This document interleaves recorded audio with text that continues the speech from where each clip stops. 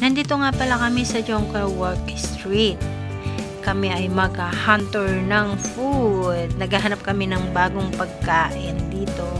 So, ito ang aming unang nakita, pineapple juice.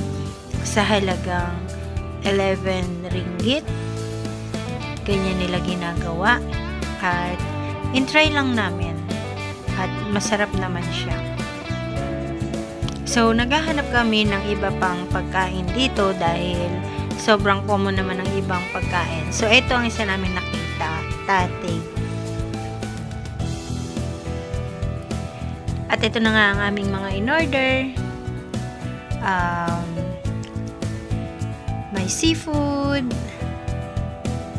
At isa sa nagustuhan nila Sarah, scallop cheese.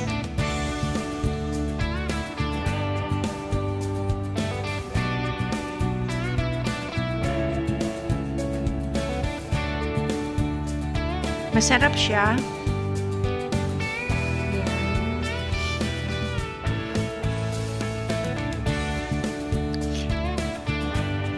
Ayan pa yung mga in-order namin.